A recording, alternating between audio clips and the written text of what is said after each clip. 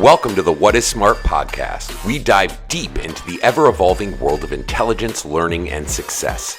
Join us as we engage with leading educators, psychologists, technologists, and thinkers, unraveling insights and challenging old notions. From EQ to creativity, from tech savviness to social awareness, What is Smart is your guide to understanding intelligence in the 21st century. Let's change education together. What's going on, everybody? It's Garrett here for What is Smart. What is Smart is brought to you by the Gardens Foundation. It's going to appear right there. The Gardens Foundation is doing the work now to finally start to change the education at a public level, the way it looks and feels for learners. But guys, that costs money. And as always, at the beginning of the episode, I invite you to visit our website, www.thegardensfoundation.org, where we actually have products. We have merch with the What is Smart logo on it. Imagine going to a party, guys, and you're wearing the What is Smart logo, and somebody goes, "Oh, hey, what is smart?" And you're like, "I don't know. You tell me." It's a great question to start asking people. It's a great movement to push forward. So please, all of your donations, all of your money, and all of the proceeds for the merch goes directly to our first project, Global Pathways, with Johns Hopkins University. We're researching how we assess kids across the world. We know that we're doing it wrong. It's time to put the stamp on that and make change, and you can help. Guys, we have people in the vans, in the reconnaissance booths, typing up, finding amazing people across the world to talk to about the big question, what is smart? And today is no different. As always, you're like, "Garrett, today's going to be just a boring guest." No, I don't do that. I don't bring boring guests on. I bring awesome guests on. And today we have a very unique perspective. Today we have Cynthia Long, and she, let me do that again. 3, 2, 1. Today, we're joined by Cynthia Long, an expert in integrating American Sign Language into general classrooms. Her work not only aids communication with deaf and nonverbal students, but enriches every learning environment. Now, I would like to welcome you guys to Cynthia Long. Cynthia, thank you so much for joining us here on the What is Smart podcast. Thank you so much for having me. So first of all, let me introduce myself. My name is Cynthia Long, and my name sign is C to L because my last name is Long, and that's the sign for that. So I'm going to hold on my signing and push that aside and just focus on talking. So I'd like to start just with the journey, if you don't mind. Yeah, we always start with an origin story. So if you could please fill our listeners and viewers in on how you got to where you're at. Okay, so before I do that, let's back up and imagine if you could go with me on this journey, not just you, but your entire audience. So if you're driving, of course, you're going to have to be very cautious with this, but let's step back in our time machine where you are now in elementary school. And if you have it available to you, go ahead and close your eyes. So here you are walking into your classroom. And when you're there, you see your friends, you get your hugs, and you put everything aside. And then teacher says, it's time to play. So you are now going to your group, you see your best friend, y'all sit down together, and you're playing with these blocks, and you're sharing, you're asking for the blue one, and now you want the one that's round, and you're doing this together and having so much fun. Now you are present in that moment with your friend. What are those feelings that you're experiencing? Are you asking me? Yeah. Or are we saying it to ourselves? What is it that you're feeling just for a moment? I am feeling nostalgic. I'm also feeling playful. I'm feeling happy, curious, interested. Okay, now let's take a blink. We are now a different child. You're now coming into the classroom, and we are again back in our time capsule. You're in the classroom now, except this time you're coming in and you are nonverbal and you have a hearing loss. And so now you're walking into the classroom and you're looking around trying to figure out what are you supposed to be doing at this time? Well, you're seeing everybody else and what they're doing, so you follow suit.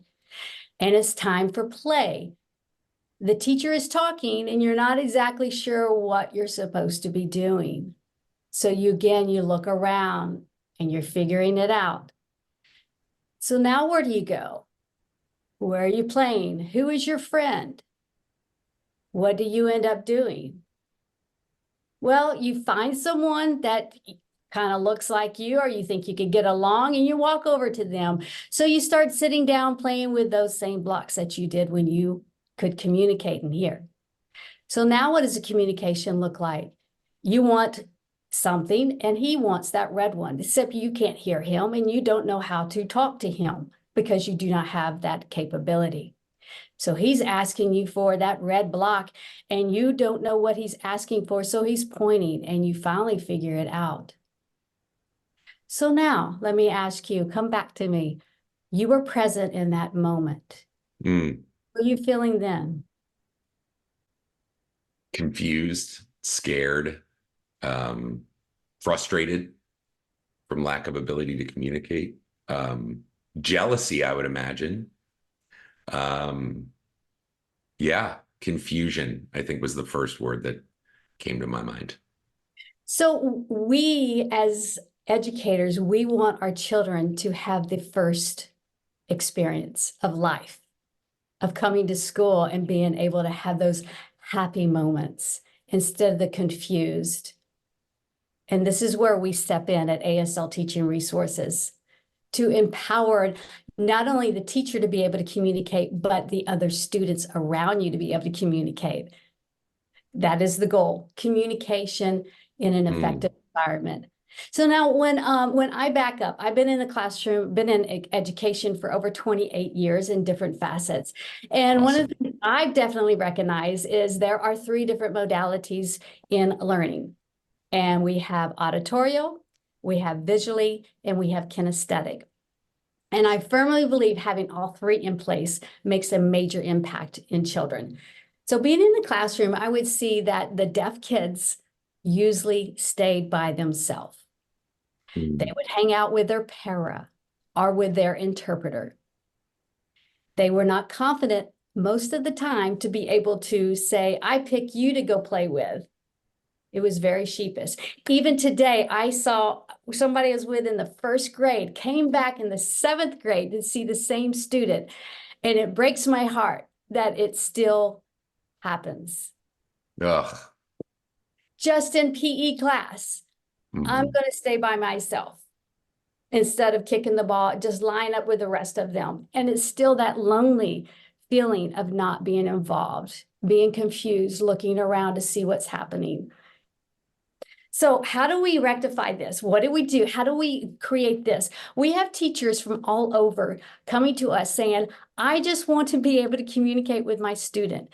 Now, half of them are just nonverbal. They can hear. They just cannot talk. So how do we do this? What do we do? Well, we try to bring, what we encourage you to do is to bring sign language in the classroom. And teachers are like, I have enough to do. I don't need to learn another language.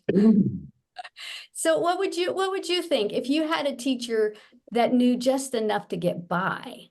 How do you think that would help you feel? How do you think if you went back to that present moment, if your teacher knew enough to say, it's time to eat, it's time to play? And what do you think? How would you feel if your friend, now you're back in that time capsule, your friend was able to say red? And you knew to pick up and give him that red one. Not a full sentence. Hey, do you mind? Can I borrow that red one, the circle one? Just said red, please. If you were back in that time capsule, how would that feel now? Yeah, I mean, I could also step out of that if we're going metacognition to metacognition is knowing, like I know a little of a lot of languages because I've had so many kids in my class that speak only certain languages. And from the child's perspective, it's a means of connectivity. It builds trust because it is showing that to that child that you as the adult are going above and beyond the asked of, and basically, based on their reference probably, because they probably had classes that didn't have that. And so if you're able to even just make that connection, it opens the door for trust, empathy, understanding, and helps to reduce confusion, which I said was the first feeling from that perspective. Yeah, so just having that trust between the teacher and the student, between your friends and yourself, just building that. So I've come to understand too that for a child to receive education, that trust has to be there. So I agree. we had one story. This is kind of interesting. I'm in the classroom and I'm looking around. This is when I'm an actually certified interpreter. And so I'm in the classroom working with these students, and I noticed that the teachers did not have the tools. So they want to do this and they don't know what to do or even where to start. Mm. Back in the day, 2013, that's when I kind of rolled up my sleeve and decided I was going to start making things happen. So that is my journey of it touching my heart and knowing that they need things. So when teachers come to us and say, I need this, then we go to work and make that happen. So right now they're asking us, I've got pre-K. I want pre-K. Sign language. My kids are hearing, but I know the benefits of having sign language even with hearing children. So it builds that cognitive skills. It builds that dimension of the 3 learning styles. It gets, because they're already moving anyway, right? When they get there and they sing, they're going, the itsy bitsy spider and the rain came down, and they're doing all of this. And so they need movement. They need that kinesthetic activity with it. So it's like they want to. It's not just for nonverbal, which it's a need. That is a must. But in the other aspect, we're seeing a wider perspective of people in Gen Ed wanting to involve that sign language into their classroom to build that inclusivity. Yeah, I think that's great. I think there's a couple of thoughts that I had, and thank you so much to providing context to the viewers and listeners about what you do on a daily basis and how you're helping to support ASL in the classrooms. A couple of things I thought. One, when you were playing this role play, if you will, yes, there's the negative aspect of the lack of ability to communicate, right? And even kids with autism struggle with that same nonverbal, and then of course decoding information in their brains as well too. It almost sounded to me like an environment where a deaf child, let's say, has to develop more critical thinking at a very young age comparative to another child that, let's say, is hearing, that has the ability and let's say does not have a disability like the loss of hearing or the loss of vision. I would imagine that you get some very, very crafted critical thinkers at a very early age. Do you find that that's the case with some of the kids that you've worked with? And then the second question is, ASL, why is that not a Spanish or considered a Spanish in schools? I always look at communities, right? Is it because they determine that the ASL community is too, quote unquote, small? And by they, I mean the Department of Education and then down to the states for their public education. Do they deem that community too small to normalize a program like yours, or how you're kind of rolling it out to kiddos? So first question, again, to recap, is critical thinking. And the second question is why not ASL earlier standardized within schools? Okay, so let's go on over here to the first one, the critical thinking. Yep. So what we're looking at is different levels of deafness. So we have this sign to be deaf. That means I don't talk and I don't hear, deaf. And then we have those who are profoundly deaf. There is nothing there. The ears are stubborn. This is a sign for donkey, okay? And so we're looking at the different levels, and that really correlates with their ability for critical thinking, especially if they were raised deaf and deaf. That generation just passes down in how they perceive life and experience and move forward in life. So if they're used to imagine you having a pair with you or an interpreter with you all day long, and you're used to having an adult with you all the time, you can become dependent on that. And so, Interesting. Yeah, and so everything depends. That's what we say in our world. Everything depends. So if you have a para or an interpreter that's always assisting you and doing with you and for you, then you develop this sense of dependence instead of critical thinking on your own. So Hmm. again, everything depends. We'd like to think that a deaf child um, would have those skills of critical thinking. What they have is survival thinking, expert with that, figuring out how to proceed in a hearing world, looking around just to observing to what's happening and how will I survive in this situation? How can I do this? I mean, imagine it just even learning to read. We often type cat, ah, Mhm. there's nothing there.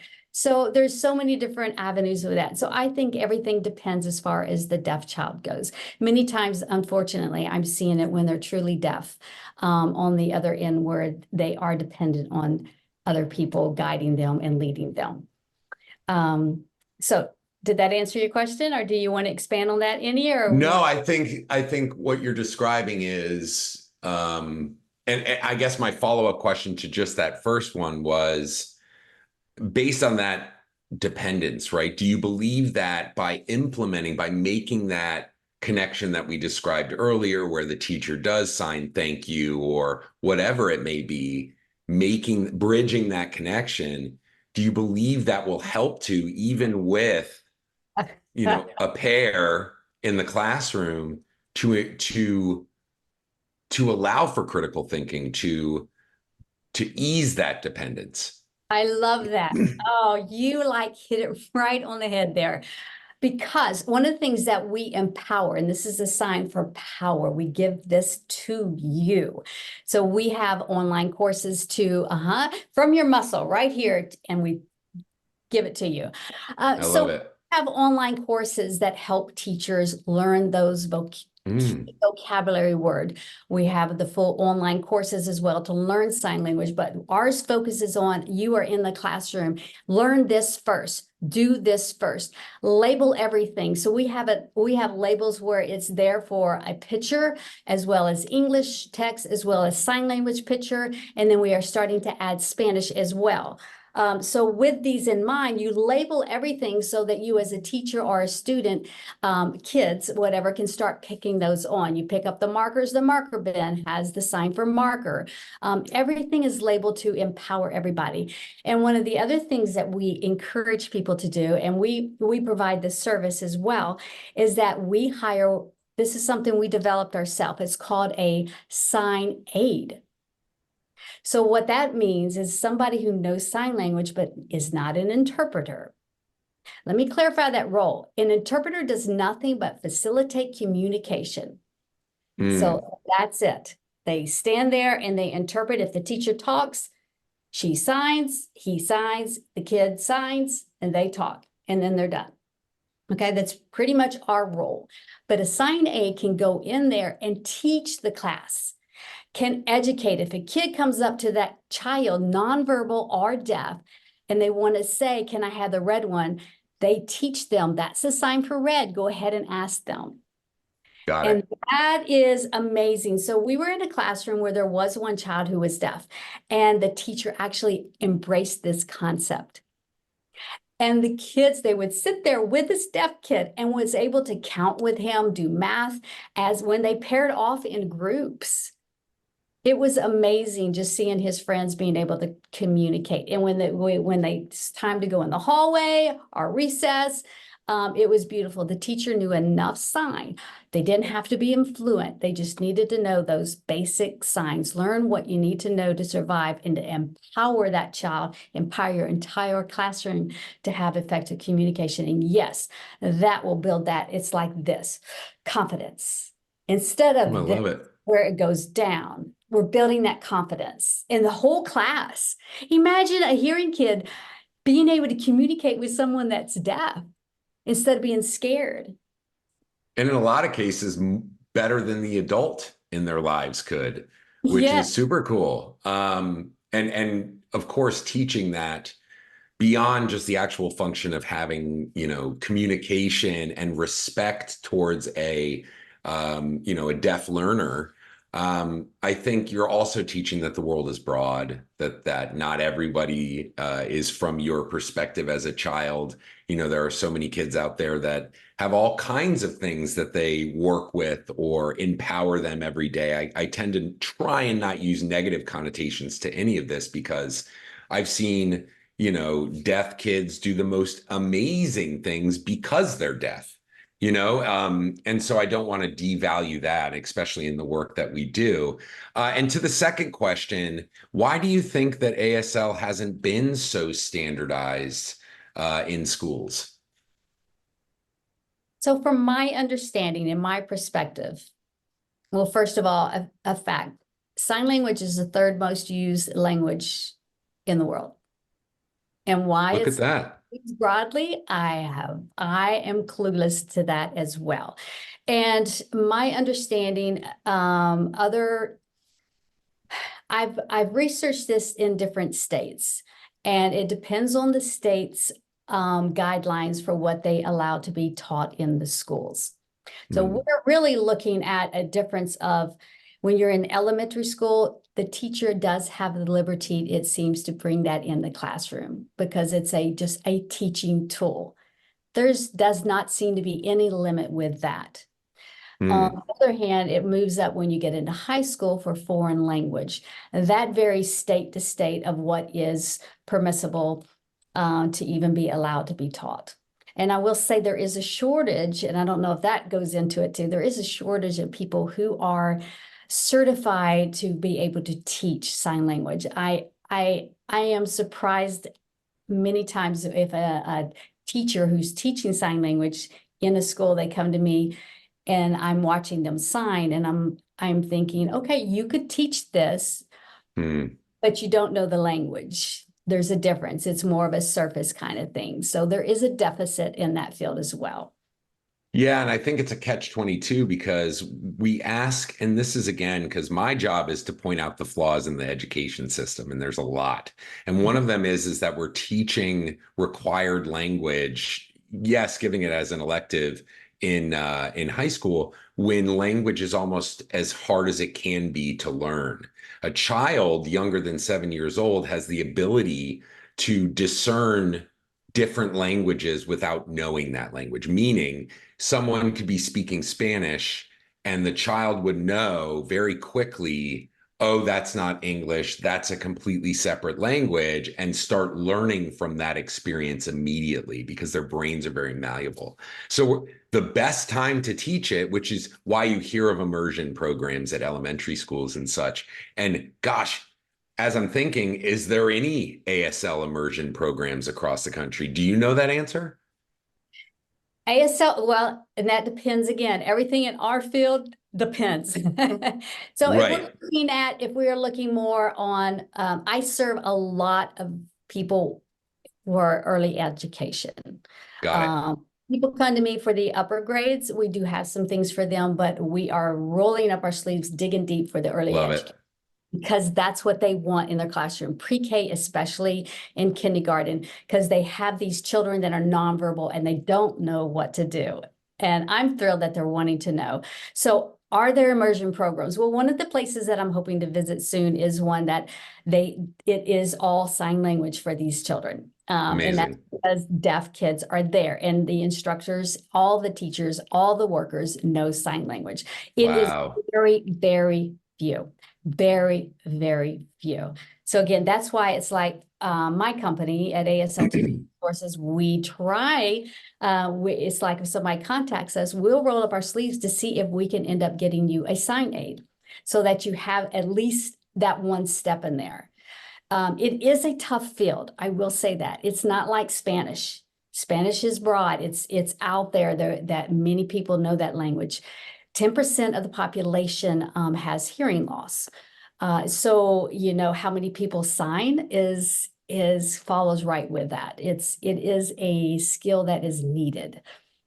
Yeah, and thankfully, part of what I do too is working in technology, and you know, we're getting very close to however comfortable folks are with technology, where a student will be able to sign to, and I don't mean to do that because I don't know sign language, but sign to a camera. and then the camera will be able to translate to that person in voice what whomever said in the Mhm. classroom. And I guess I have opinions about that, but what is your thought around how that can assist within the classroom? Do you think that it's a mixture of human connection as well as talking about how you make that child feel in the classroom, human connection and technology? Do you currently use technology to support what you're doing? How do you see that play overall in the classroom? You have opened up a can of worms. I'm sure, yeah. I Oh just my know the goodness. tech. I know where we're at. Okay. You know what I mean? So we know we all have cultures. And Hmm. so that worm that you just opened there that is a deaf culture. So in deaf culture, it needs to be a personal communication. Yeah. It use your own hands. Let's not use these devices. We even one of the things we recognize in sign language is that it is tech free. It is a personal one-on-one communication. You've taken time to connect with me personally. And not only that, we encourage this when we have nonverbal students and they have this PEC system that they're having to rely on to talk for them. Hmm. Show you this.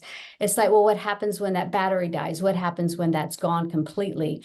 As opposed to maybe learning gestures or something to communicate when you don't have that. And having that real one-on-one. So in the deaf culture, um, I know they're even bringing in what's called VR. That's just a video relay system where they wheel in this thing that's persons on this tube right here. And in the deaf culture, that's not acceptable. No, it's let me have a real person. I need that personal connection, other than technology. Do you think that's very good insight and a very good perspective? Do you think that like in that situation where you have a pair, let's say you have an interpreter that's interpreting, how much of a play, and this comes from a place of true curiosity and complete ignorance in the subject, is how much of that interpreter expressing or acting out some of the, expressions and words that someone who is deaf is saying to the interpreter matters? Is that kind of what we're talking about and the reason why it needs to be so personal? Okay, okay, everything depends again. We have I'm going to learn that sign just from observation. Yes. So we have a pendulum here of sign. Mm, So we are talking about vocab where we're just signing, okay, it's time to eat. Okay, it's time to play.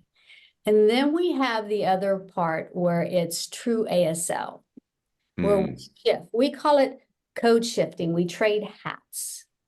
And I could give you one example if you would like. Sure. Okay, so more in the English area, we have my car is parked really far over there. So in English, I'm going to be signing and talking probably at the same time. And so I'm Mm, going to go in an English vocab word order. mm, My car, and really English, I would say, is parked really far over there. Now I'm going to shift to ASL, which is a mm. beautiful language with its own grammar, syntax, and even way we lean our shoulders, way we do our mouth morphemes and eyes, everything becomes a part of that. So here we go. Are you ready? Hmm.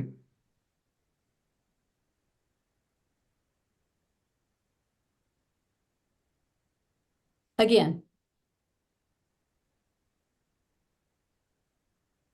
Okay. That's why. You There just it answered the is. question of why There, it's so important. Yeah. I leaned. I leaned in, my Hmm. eyebrows up tells me I'm asking a rhetorical question.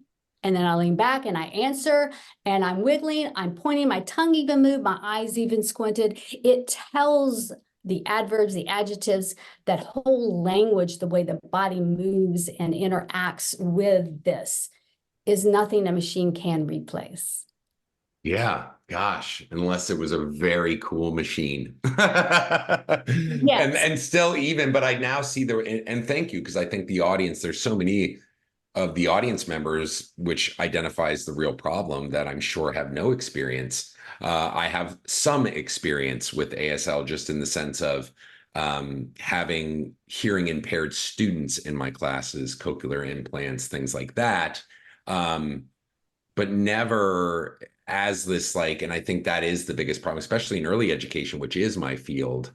Um, you don't see the same support within schools. And I think it would be, in my mind, just as easy to roll out an embedded Spanish program in our schools than it would be an ASL program in our schools. I mean, it's the same in my mind, same process we would do to embed any other language within the classroom. It's English and this. English and this. And then eventually in the best classrooms, it becomes this beautiful blend of everyone, doing everything to support kids that only speak a language that others don't. I think ASL is probably the most challenging for the learner who is deaf because there's almost a guarantee if you are the deaf child in the classroom, no one else is deaf for the most part, just based on numbers, right? Yes. So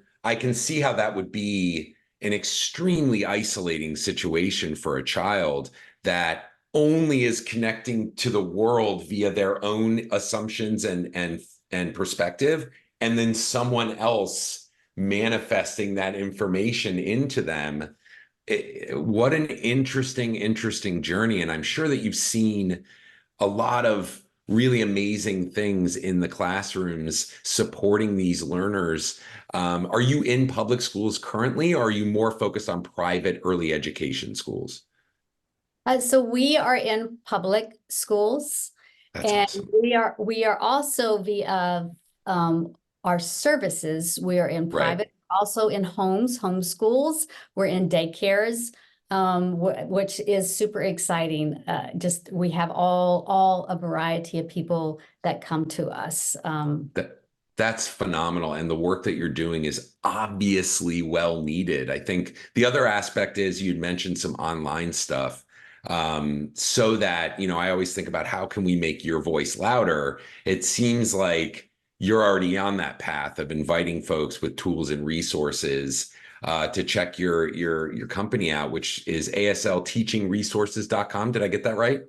That is correct. Yes. Look at that. And we'll put that up there. Now, we like to keep a great podcast, Cynthia, to about 30 to 45 minutes. I could talk to you forever because I'm very interested on how specifically, one, to bring ASL into my schools, my preschool's Creative Gardens, and then two, how we can factor in the deaf community into a future ready school, a future ready way of learning for everyone. So we ask everybody at the end of the episodes this question. You know the question because it's the title of the show. And remember that there's no right answer. So I ask you, Cynthia, what is smart? Taking us back to the time capsule. You're like, and Smart. it's conditional. No, I'm kidding. It is this. This is like one person. This is you. And Got this, it. and now we're going to do it depends. Depends. It depends. See, you're so much more refined in your hands. I'm like, brain. I love it. Anyway, what is smart to you? So smart is being present where your feet are. It's being able to connect with an ever-changing journey of your student. Just noticing and being there and taking that journey with them. Stepping into that time capsule, even for just a moment, and recognizing what their need is. And then moving on. I love that. And how I heard that is empathy. Smart is empathy. Smart is perspective. Gosh, so insightful. And I've not heard that one. So thank you. That was awesome. And Cynthia, we like to tell our community, our listeners, our viewers, where they can find you. We mentioned the website. Where else can they find you on the World Wide Webs and the work that you're doing? All right. So one of our favorites is on our YouTube channel. Everything you can find us at ASL Teaching Resources. So our theme is we give you the tools you need to be successful, whether you know sign language or not. And so we are on Instagram, we're on Facebook, we're on TikTok, we're on YouTube, we're on Pinterest. And we're out there giving you the power for communication with your students. They're deaf or hard of hearing or nonverbal. Now, Cynthia, thank you so much. I'm not going to be as nice as Cynthia. I'm going to go ahead and say this to you guys. No excuses. No excuses. You got someone that's giving you all the information. I love that she's signing for me. There's no excuses anymore, guys. I want you to get out there. I want you to follow everything Cynthia's doing. I want you to think about incorporating ASL into your classrooms. We're thinking about how we can incorporate the deaf community into future learning. From the What is Smart podcast, we thank you so much for everything you guys do for us. Stay tuned for the next amazing guest. Cynthia, thank you so much. We will see you next time on What is Smart.